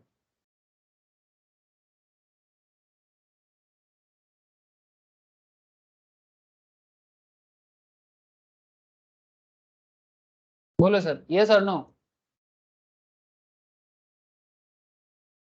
2010 में 10 लाख देना था आपको, माने आपको मिलना था, 23 में आके बोलता है कि भाई तुम्हारे साथ 10 लाख का बात हुआ था, 10 लाख अभी रख लो। एग्री करोगे आप? हाँ नील, राहुल बोलो, एग्री करोगे? सभी को पूछ रहा हूँ, प्रिया, शालिनी, एग्री कर लोगे? मैंने 10 लाख 2010 এ 10 লাখ 2023 এ 10 লাখ নিয়ে নিবি? না, না মানে ওই এগ্রি না। মানে এটাকে এগ্রি করব না তো তোমার লস হয়ে যাবে। है ना? तो एटलीस्ट इंटरेस्ट तो चार्ज करोगे ना, इन्फ्लेशन तो एडजस्ट करोगे। अगर मार्केट में एवरी ईयर 6 से 7% का इंटरेस्ट इन्फ्लेशन है, या बैंक भी आपको एटलीस्ट 6-7% इंटरेस्ट देता है, तो कम से कम उतना तो चार्ज करोगे 6 साल के, 10 साल के हिसाब से, 12 साल के हिसाब से, तब जाके ये वैल्यू मैच करेगा। हाँ, ये सर। है ना? तो ये हम लोग कहाँ पढ़ते हैं? फाइनेंस में पढ़ते हैं, टाइम वैल्यू ऑफ मनी में आजकल चल रहा है सर, फाइनेंशियल मैनेजमेंट के क्लास में ही सब चल रहा है। सो एग्जैक्टली वही कारण है जो आपको यहाँ पर बार बार कॉस्ट ऑफ एक्विजिशंस को चेंज करना पड़ रहा है। I hope you understand. ये जो बार बार आपको इंडेक्स कॉस्ट ऑफ एक्विजिशंस करना पड़ रहा है, इसका यही रीजन है कि 35 लाख आपने खरीदा था 2004 में, तो उस जमीन का दाम आज और सेम नहीं है, ऊपर से लैंड का तो और भी हिसाब अलग है। बैंक का केस में तो फिर भी इंटरेस्ट का खेल समझ में आ जाता है, लैंड का तो कई सारा फैक्टर होता है। मानो पहले जब आपने लैंड परचेस किया था तब उस एरिया में मेट्रो नहीं था, अब तब वो एरिया जंगल हुआ करता था, आज वहां पर मेट्रो बन गया, आज वहां पर विश्व बांग्ला गेट बन गया। हाँ सर, समझ रहे हो ना? तो जहां पर विश्व बांग्ला गेट है, जहां पर इको पार्क है, जहां पर मानो मेट्रो प्रोजेक्ट है, मोनोरेल आने वाला है, जस्ट इमेजिन उस एरिया में क्या वैल्यू होगा। एक तो प्रीमियम वैल्यू में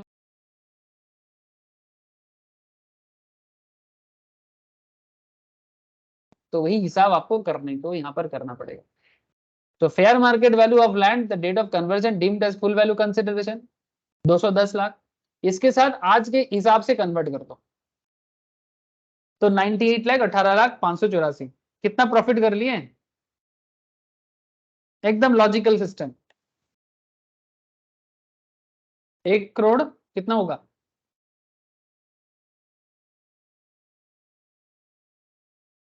वन करोड़ 11,81,416 416, ये आया सर सबका? प्लीज टेल मी। 1 करोड़ 11,81,416 ये वैल्यू होगा सर। ये आपका एक्चुअल में गेन है, लेकिन किंतु परंतु कहानी में ट्विस्ट है। सर क्या ट्विस्ट? लेकिन किंतु परंतु बंधु, सामने जब आता है 15 फ्लैट बिक रहा है, ठीक है, सॉरी 15 फ्लैट इन्होंने बनाया, इसमें से 10 फ्लैट बिकेगा, 10 फ्लैट, 5 फ्लैट बाकी रहेगा, ठीक है। Now concept is that capital gain आपने कितना किया। देखो एक बात आप लोगों को बोलना नहीं चाहिए, कैपिटल गेन चार्ज तभी होता है जब एसेट बिकता है। ये मैंने आपको लास्ट क्वेश्चन में लिखाया 45(2) में। तो एसेट कितना बिका, 15 फ्लैट बिका कि 10 फ्लैट बिका?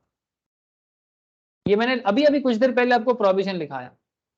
कैपिटल गेन चार्ज तभी कर पाएंगे जब एसेट सेल होगा, कन्वर्जन पे गेन नहीं होता, एसेट सेल करने के टाइम पे गेन क्रिएट होता है। तो 15 फ्लैट सेल किया कि 10 फ्लैट सेल किया? सेल कितना हुआ है? 10। तो कैपिटल गेन भी प्रोपोर्शनेटली चेंज हो जाएगा। हेलो, दिमाग लगाओ प्लीज। प्रोपोर्शनेट चेंज हो। टोटल फ्लैट साइज 15 है, तो 10/15 करो, कितना होता है 10/15? 3 5 नहीं 5 2 15/10 करें सर, सॉरी 10/15 नहीं, 15/10 करें। 5 3 15 10। ओ गलत बोल रहा हूँ, सॉरी। मैंने 15 में से 10 बिका ना, 2/3 होगा, 2/3 बिक गया आपका। 5 2 10 और इधर 5 3 15, 2/3। 2/3 माने 2/3 आपका सेल हो रहा है, तो टोटल का 2/3 माने 66.666666 ऐसा कुछ आएगा। नहीं समझे? आपका टोटल फ्लैट जितना था उसका कितना ही आपने सेल कर पाया? आउट ऑफ 15 10 फ्लैट सेल कर पाए। तो अगर इसको परसेंटेज में कन्वर्ट करो तो आप बोलोगे कि 66.66% मैंने कन्वर्ट कर पाया, मैंने सेल कर पाया। अगर इसको आप फ्रैक्शन में बोलो तो प्रोपोर्शनेटली तो क्या बोलोगे? 2/3 सेल कर पाया। 3 भाग में से 2 भाग ही सेल हुआ है, अभी भी 1 भाग बाकी है। तो जितना सेल होगा उतना कैपिटल गेन में चेंजेस हो जाएगा। तो ये जो आपका कैपिटल गेन दिख रहा था ना, ये आपका कैपिटल गेन नहीं है, आपका एक्चुअल कैपिटल गेन होगा प्रोपोर्शनेट कैपिटल गेन।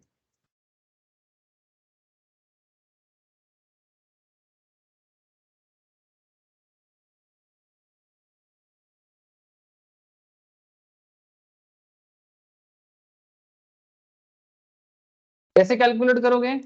1,11,81,416 इंटू 2/3, क्योंकि एसेट सेल हुआ है 2/3, है ना, 2/3। 3 भाग में से 2 भाग एसेट ही सेल हुआ है, तो आपका कैपिटल गेन भी उसी हिसाब से चेंज हो जाएगा। तो 23-24 में आपका कैपिटल गेन माना जाएगा 75 लाख। इसका हिसाब लगाओ, 75,54,277। आया? मजा आया सर? मजा आना चाहिए। मजा आना चाहिए। लेस कर दो यहां से, क्या लेस करोगे? कॉस्ट ऑफ एक्विजिशन, COA नहीं, सॉरी, कॉस्ट ऑफ एक्विजिशन तो हो गया, sorry sorry sorry, exemption. Cost of acquisition तो किए, एग्जेम्पशन लेस करो, लेस एग्जेम्पशन। सर एग्जेम्पशन किस बात का? एग्जेम्पशन किस बात का? क्वेश्चन याद है?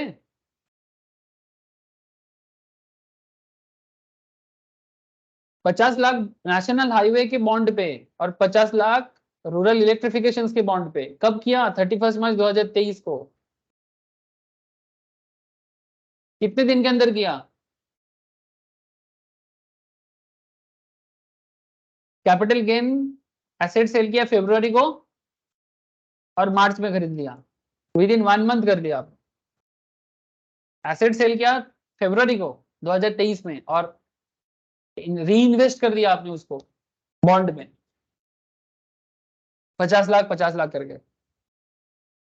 एक अच्छा, रूरल इलेक्ट्रिफिकेशन से अप्रैल में किए, और नेशनल हाईवे का डेट याद रखना, नेशनल हाईवे का 31 मार्च को और रूरल इलेक्ट्रिफिकेशन का अप्रैल 2023 को। सर इससे क्या फर्क पड़ता है? अरे बहुत कुछ फर्क पड़ता है, ठीक है। तो देखो, अब इसके लिए आपको थोड़ा प्रोविजंस में जाना पड़ेगा। कहाँ जाना पड़ेगा? प्रोविजंस में जाना पड़ेगा। मैं अभी कुछ देर पहले आपको यही प्रोविजंस पढ़ा रहा था।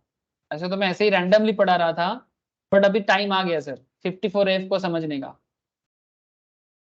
सेक्शन 54F कैपिटल गेन में एग्जेम्पशन प्रोवाइड करता है।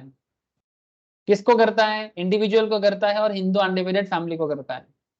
हिंदू अनडिवाइडेड फैमिली क्या होता है? एक पर्सन होता है इनकम टैक्स में, जिनको नहीं पता वो प्लीज बेसिक का क्लास कर लो। आपको हिंदू अनडिवाइडेड फैमिली माने ज्वाइंट हिंदू फैमिली बिजनेस को समझ जाएंगे आप। हिंदू के अंदर जैन, सिख, बुद्धिस्ट ये सब भी आ जाते हैं, एक्सेप्ट मुस्लिम नहीं आता, आई थिंक क्रिश्चियन भी नहीं आता। सर क्यों, भेदभाव है क्या? नहीं सर, इंडियननेस के कारण। ठीक है, कुछ हिसाब थोड़ा रूल रेगुलेशंस इंडिया की तरह है, भारत का प्राचीन कल्चर के साथ मैच करता है, इसका कुछ कॉन्सेप्ट है, मैं वहां पर बताया है जब मैंने इनकम टैक्स का बेसिक कराया, तब मैंने बता के रखा। कोई भेदभाव वाला बात नहीं है। इस्लाम में मोस्ट प्रोबेबली पर्सनल लॉ होता है ना, तो पर्सनल लॉ में कुछ चेंजेस हैं जिसको संविधान उसको अधिकार दिया है, संविधान उसको अपना अधिकार देता है, और वही चीज यहाँ पर थोड़ा सा हुआ है, बाकी और कुछ नहीं। तो व्हाट इज द पॉइंट? ये सेक्शन 54A इंडिविजुअल एचयूएफ दोनों पे लगता है। Any long term capital asset other than residential house, माने आप क्या ट्रांसफर किए हो, माने यहाँ पर हर्षिता जी ने क्या ट्रांसफर किया? लैंड ट्रांसफर किया। तो रेसिडेंशियल हाउस छोड़ के कोई कुछ भी एसेट ट्रांसफर करे आपके लिए 54F लागू होता है। लेकिन अगर आप रेसिडेंशियल हाउस ट्रांसफर करते हो, ठीक है, तब 54F आपके लिए नहीं है। माने ये किसके लिए लागू करना है? मिसेस हर्षिता के लिए। तो मिसेस हर्षिता ने तो लैंड ट्रांसफर किया है ना, तो लैंड ट्रांसफर तो ऑब्वियसली काउंट हो जाएगा। अच्छा, कुछ कंडीशंस भी हैं जब आप ट्रांसफर करेंगे ना, जब एसेट ट्रांसफर होगा, कंडीशन है assessee should not own more than one residential house on the date of transfer. He should not purchase within 2 years of construct, within 3 years after date of transfer another residential house. ठीक है, ऐसा कुछ condition है। यहाँ पर इतना जरूरी नहीं है, बट यहाँ सवाल ही उठता है कि सर आप कितना, अच्छा क्वालिफाइंग एसेट क्या है? One residential house situated in India. Time limit for purchase और कंस्ट्रक्शन, चलो वही जो मैं आपको बताना चाह रहा था 54F में, एसेट ट्रांसफर करने के 1 साल के अंदर, बिफोर और 2 years after the date of transfer, asset transfer करने के 1 साल के अंदर, विद इन 1 year, और ट्रांसफर से 2 साल पहले, 1 साल बाद और 2 साल पहले आपको न्यू एसेट में इन्वेस्ट करना पड़ेगा। एग्जेम्पशन कितना मिलेगा? The big point, cost of new residential house greater than equals to net sale consideration. अगर न्यू रेसिडेंशियल ले रहे हैं तो रेसिडेंशियल हाउस से नेट सेल कंसिडरेशन जितना ज्यादा होगा, या फिर of the original asset inter capital gain is exempt. ठीक है, inter capital gain is exempt, consideration of original asset proportionate capital gain is exempt. मैं बता देता हूं आपको। तो फिर बात क्या है, ये 54F आपको ये परमिशन देता है कि अगर, सॉरी मेरे यहाँ से थोड़ा गड़बड़ हो गया क्या, रेसिडेंशियल हाउस मैंने क्यों बोला, 54F है ना, सॉरी सॉरी सॉरी सॉरी, मैंने थोड़ा सा गलत बोल दिया आप लोगों को। क्वेश्चन क्या था? सॉरी सॉरी सर, एक सेकेंड। क्वेश्चन में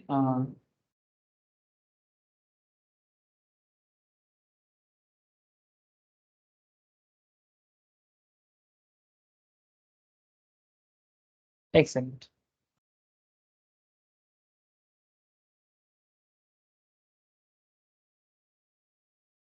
क्वेश्चन जो था मिसेस हर्षिता का, ये क्या बेच रहा है सर? बॉन्ड ले रहा है ना? हाँ सर, बॉन्ड परचेस कर रहा है, 54EC होगा। वही मैं गलत बोल दिया सर, ओहो सॉरी सर सॉरी सर, आप लोग मुझे रोका भी नहीं कि सर आप क्या पढ़ रहे हो। अब आप बोलोगे सर आप सर हो के बोल रहे हो, हम लोग क्या समझेंगे। सॉरी सर सॉरी सर, अरे मैं 54F में बता रहा हूँ आपको पागल की तरह, 54EC होगा, सॉरी सर, क्योंकि इन्होंने यहाँ पर कोई भी एसएससी का मैटर है। 54EC में अगर आप लैंड या बिल्डिंग ट्रांसफर करते हो और उसके बाद अगर आप बॉन्ड परचेस करते हो, क्या परचेस करते हो सर? कितने दिन के अंदर परचेस करते हो? बॉन्ड्स ऑफ NHAI और RECL और कोई दूसरा बॉन्ड अगर वो गवर्नमेंट नोटिफाइड है जो कि 5 साल में रिडीम होने वाला है, purchased within a period of 6 months after the date of transfer. Transfer जिस दिन आपने लैंड ट्रांसफर कर दिया उसके 6 महीने के अंदर आपको एग्जेम्पशन मिलेगा। कितना एग्जेम्पशन मिलेगा? क्वांटम ऑफ एग्जेम्पशन क्या है जान लो सर। कैपिटल गेन और amount invested in specified bond in whichever is lower. Capital gain जितना आपने करना है और जितना आपने इन्वेस्टमेंट करना है, दोनों में जो कम होगा, मैक्सिमम परमिसेबल इन्वेस्टमेंट क्या है वो भी बोल दिया आपको। Maximum permissible investment out of capital gain arising in any financial year is 50 lakh. माने चाहे कोई भी साल हो, कोई भी फाइनेंशियल ईयर हो, आप एक साल में मैक्सिमम 50 लाख तक इन्वेस्ट कर सकते हो। Whether such investment is made in the current financial year और सब्सिक्वेंट फाइनेंशियल ईयर या बोथ। माने करंट ईयर का इन्वेस्टमेंट भी हो सकता है, नेक्स्ट ईयर का इन्वेस्टमेंट भी हो सकता है, पर एक फाइनेंशियल ईयर में आप 50 लाख ही मैक्सिमम इन्वेस्ट कर सकते हो। ये है आपका एग्जेम्पशंस का लिमिट। तो सवाल है, बिग क्वेश्चन इज दैट कि सर तो फिर हम लोग जो ये हर्षिता जी का जो हिसाब कर रहे हैं, हम लोग हर्षिता जी का जो हिसाब कर रहे हैं, हर्षिता जी ने क्या किया सर?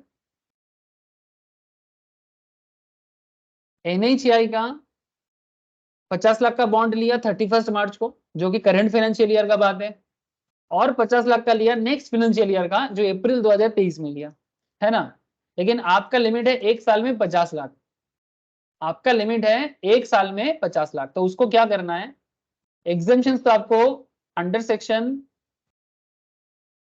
54EC 50 लाख का ही मिलने वाला है सर। क्योंकि चाहे आपने इन्वेस्ट किया 1 करोड़ का, लेकिन एक फाइनेंशियल ईयर में 50 लाख तक का एग्जेम्पशन मिलता है, तो आपका कैपिटल गेन हो जाएगा जो चार्जेबल टू टैक्स होगा।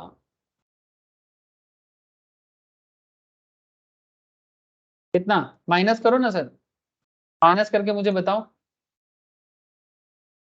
75 लाख से 54 277 से 75 54 277 से 50 लाख माइनस करके मुझे बताओ। 24,54,277। क्लियर? प्लीज मुझे बताओ सर, यहां तक का हिसाब क्लियर है? टेल मी।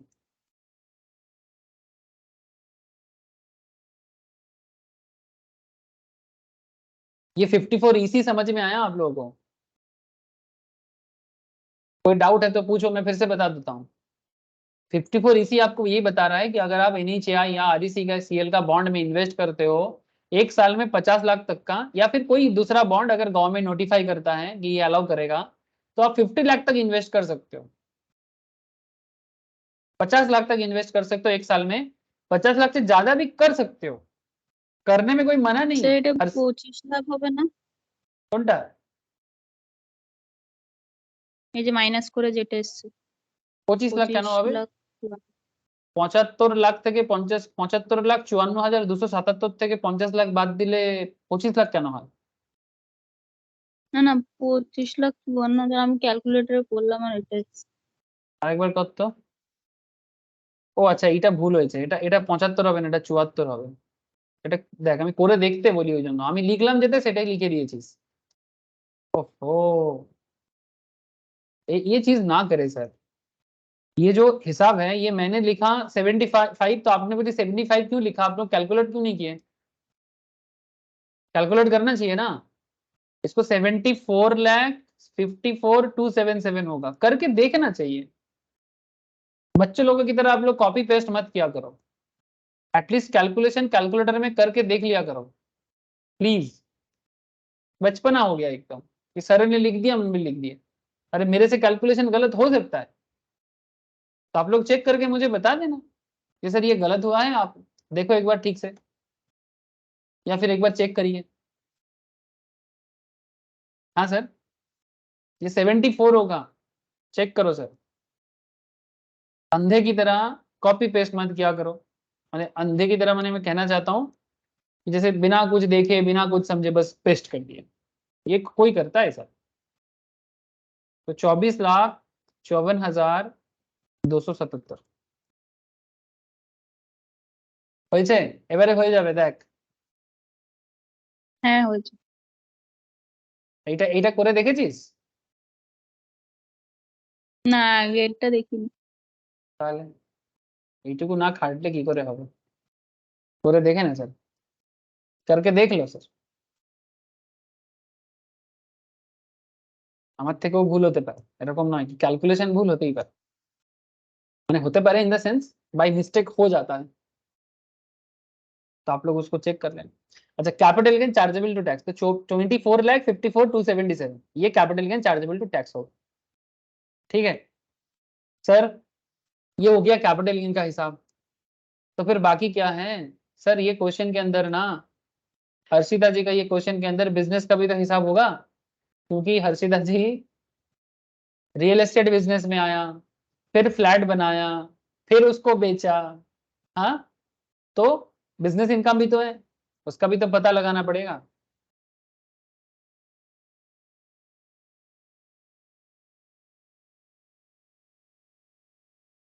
बिजनेस इनकम का क्या होगा sir? Cell price of flat बताओ। 10 फ्लैट सेल किया अभी तक उन्होंने, कितना करके? 10 फ्लैट उन्होंने अभी तक सेल किया 30 लाख करके। क्वेश्चन अभी बोला देखो, 10 फ्लैट सेल किया 30 लाख टका करके पर फ्लैट 2023 मार्च में, तो उन्होंने कितना का पैसा कमा लिया सर? कितना सेल कर लिया? 3 करोड़। हाँ सर, 3 करोड़ फ्लैट सेल करके 3 करोड़ कमाया। यहां से आपको कॉस्ट ऑफ फ्लैट भी तो माइनस करना है। कॉस्ट ऑफ फ्लैट माने, कॉस्ट ऑफ फ्लैट माने एक एक फ्लैट को बनाने में खर्चा कितना पड़ा है? ईच फ्लैट को कंस्ट्रक्शन करने में कॉस्ट पड़ा है 10 लाख, तो 10 फ्लैट के पीछे उनका खर्चा पड़ा है 10 लाख करके 1 करोड़ का। लेकिन किंतु परंतु देयर इज ए कॉन्सेप्ट, एक सिचुएशन है यहाँ पर, इनका टोटल 15 फ्लैट बना है सर, जिसमें से 15 फ्लैट में से 10 फ्लैट अभी सेल हुआ है ना सर? तो आपको जो हिसाब करना है वो एक्चुअली आपको हिसाब करना है फेयर मार्केट वैल्यू के साथ। मैं आपको बताता हूं यहाँ पर क्या है। 3 चीज आपको यहाँ पर देखना है। एक आपका कॉस्ट ऑफ कंस्ट्रक्शन फ्लैट कितना है? 10 फ्लैट का 10 इंटू 10 1 करोड़ का, तो ये दे दो सर। तो कॉस्ट ऑफ कंस्ट्रक्शन ऐसा लिखो,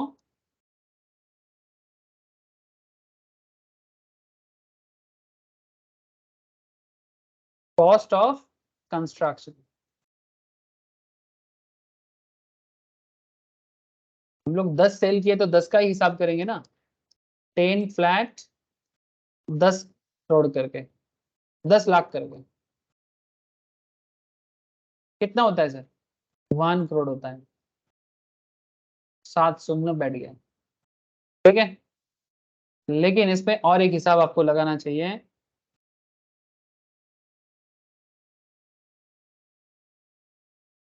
सेल प्राइस 3 करोड़ का, कंस्ट्रक्शन करने में खर्चा हुआ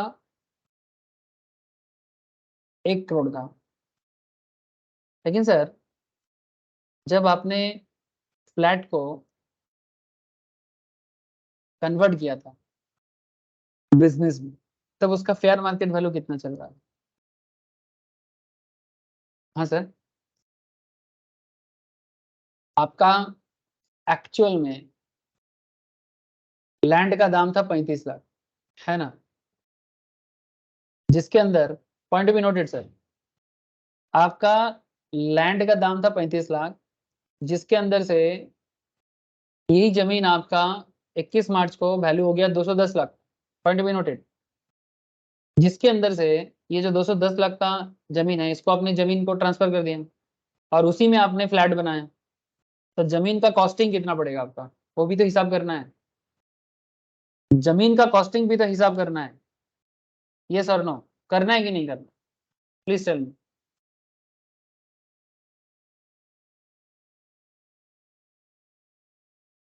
हाँ सर, 10 फ्लैट के हिसाब से तो टोटल जमीन का आज का वैल्यू है 210 लाख। इसको आप 2/3 कर लो ना, तो 10 फ्लैट का हिसाब मिल जाएगा। 210 लाख तो पूरा जमीन का दाम है, लेकिन इनमें से 10 फ्लैट को बनाने में आपका कितना जमीन लगा है उसका वैल्यूएशन।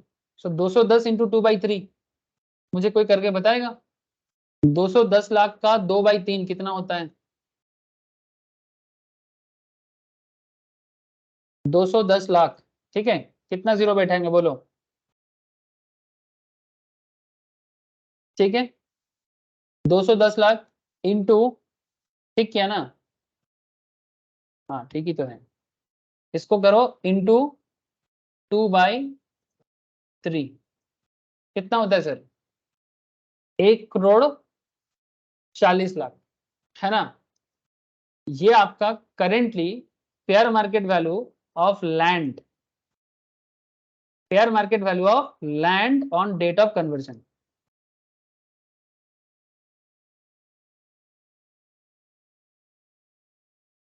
कन्वर्जन डेट में ये आपका वैल्यू, तो कितना हो जाएगा? 1,40,00,000, ठीक है। कैसे आया 1,40,00,000 कैसे आया? हिसाब दिखा दो यहाँ पर साइड में। 210 लाख का 2/3, 210 लाख का 2/3, तो 3 करोड़ का सेल प्राइस, 1.4 करोड़ का fair market value of the land, और कंस्ट्रक्शन करने में 1 करोड़ का खर्चा। तो प्लीज टेल मी 3 करोड़ और उधर आपका हो गया 1.4 करोड़ और 1 करोड़, कितना प्रॉफिट कर लिए? बिजनेस से कितना इनकम कर लिए? 3 करोड़ से माइनस करो सर, 3 करोड़ से 1.4 एंड 1 माइनस कर दो।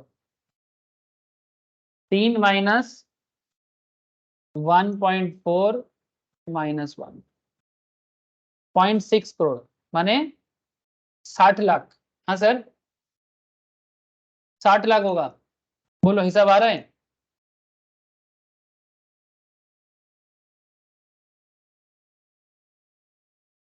कंफर्म करेगा सर आप लोग? ये भी माइनस होगा, 3 crore minus 1,40,00,000 minus 1 crore, total 60 lakh का बिजनेस इनकम है।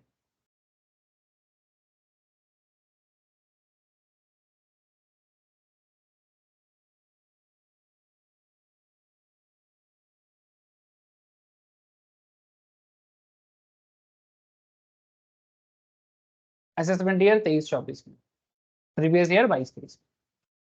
बोलो सर, कोई शक कोई डाउट पूछ लो, कुछ भी सवाल है पूछ लो। तो ये उनका है, तो टोटल इनकम कितना हो जाएगा? टोटल इनकम कितना हो जाएगा सर? कैपिटल गेन का ये इनकम है 24,54,277, और बिजनेस इनकम है 60 लाख, दोनों को ऐड करके दोनों इनकम आ जाएगा आपका। आपका क्वेश्चन यहाँ पर वही पूछा था, compute the amount chargeable to capital gain and business income, अपने अलग अलग कैलकुलेट कर लिए, टोटल पूछा नहीं है। In the hands of Mrs Harshita. Yes बोलो, हर्षिता जी का प्रॉब्लम क्लियर है, हाँ या ना?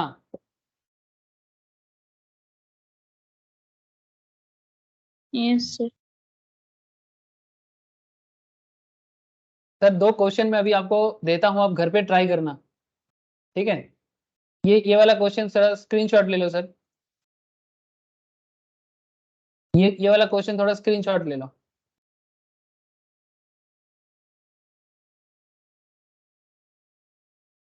इसको घर पे ट्राई करना, अच्छा क्वेश्चन है।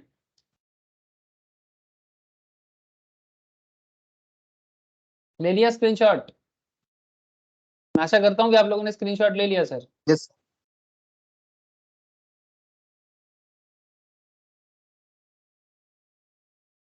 और एक क्वेश्चन ले लो।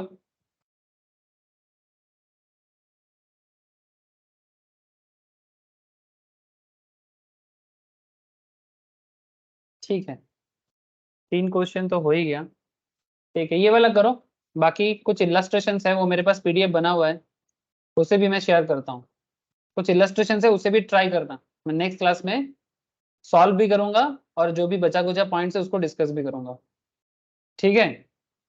तो प्लीज मुझे इतना बता दो सर कि आप लोगों को कैपिटल गेन सॉल्व करने का आइडिया लग रहा है ना, कि कैपिटल गेन को कैसे सॉल्व करना है। ऐसे और भी चीजें हैं इसके अंदर जो मुझे बताना है, जैसे कि स्लाम सेल बताना पड़ेगा, ठीक है। जिनका एग्जाम नजदीक है वो बैकअप लेके कर सकते हो, ठीक है, अपने टाइम लेके। जिनका एग्जाम बाकी है वो आराम से करो, सीखो सर। ठीक है सर, आज इतना ही है, बाकी चर्चा नेक्स्ट क्लास में करते हैं। Okay sir. Bye sir. Sir हाँ बोलो सर। স্যার বলছি আমাকে পিজিবিপি থেকে